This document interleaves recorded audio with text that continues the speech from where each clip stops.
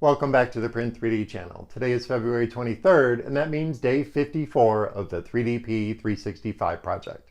And on today's episode, we're back up and running with the all-new gMax, and I've got some fresh prints to show you, so stick around.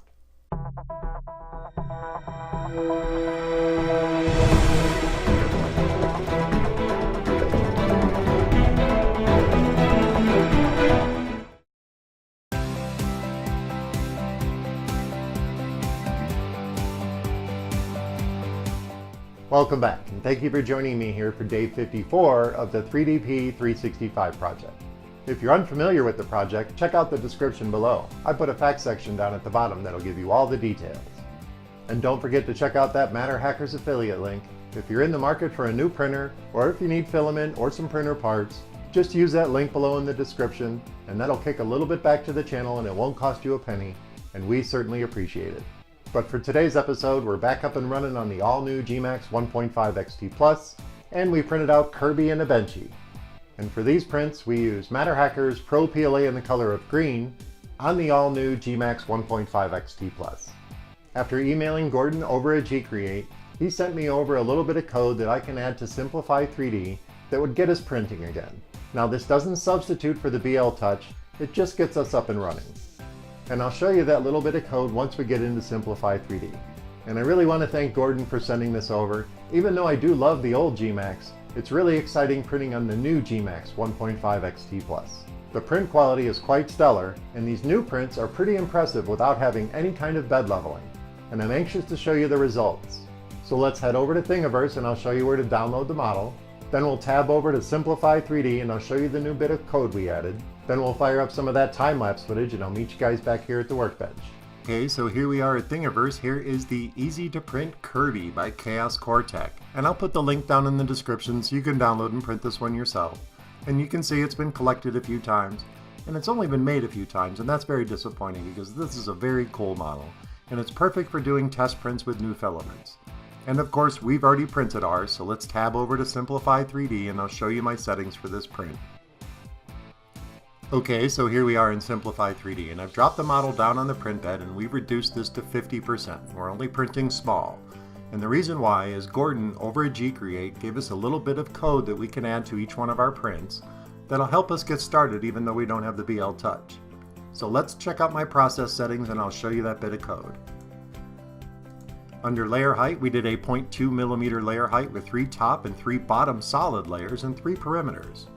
We also ran a skirt at 8 millimeters from the object at 4 outlines. For infill, we only used 7% for this model, and we didn't use any support.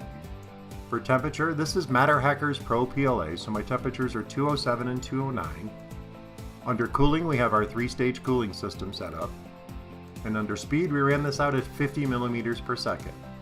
Under scripts, under starting script, this is the new bit of code that we've added so we don't have to use the BLTouch, because the BLTouch is currently offline. And this will get us started and this will get us printing. And you can see the difference if I switch profiles here. Here's the G28 commands, and normally your G29 command would come right after that.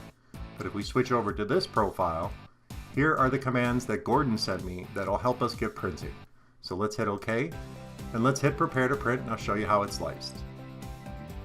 Okay, so there's our slice. Let me play this through. It's a very small model, and Gordon did warn against printing anything big, so we're printing small until the new BLTouch arrives.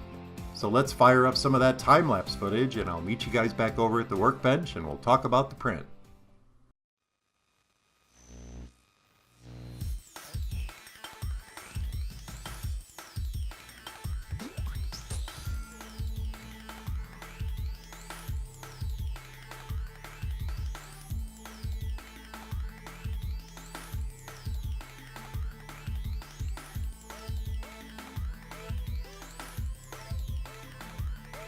Okay, so the first thing we printed was a Benchy, and this turned out pretty perfect, and I don't know if it's going to focus on this. There's a little bit of trouble on the little smokestack, and there was a little bit of stringing, but other than that, this is a 100% perfect Benchy, and I'm super impressed.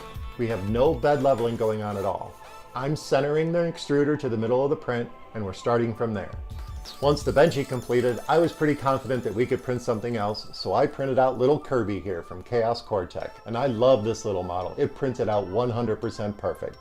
And I am super impressed with the fact that my printer has no bed leveling, yet prints perfectly. All the detail showed up that's on this model. His eyes, his little cheek flares, even his little mouth is perfect. There are no skips. There's a nice thin little, almost unnoticeable seam on here, and all the layer lines are super consistent. I am really impressed with this printer. The fact that I did no bed leveling whatsoever, and I just centered the extruder in the middle of the print bed and started a print, really says a lot about the gCreate's print quality. And it really says a lot about their manufacturing process. It just goes to show you don't have to have really good bed leveling, you just have to have a really well-made printer. And of course we tempted fate by using that MatterHackers PRO PLA in green, because I was 110% sure it had nothing to do with the filament. And I was right, this print turned out amazing and there are no problems whatsoever. Well, that about wraps it up for day 54 of the 3DP 365 project.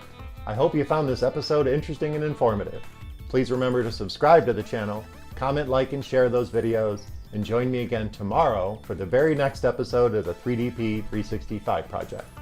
I am super impressed with the gMax print quality. With no bed leveling whatsoever, our prints are 100% perfect. That machine is perfectly dialed in.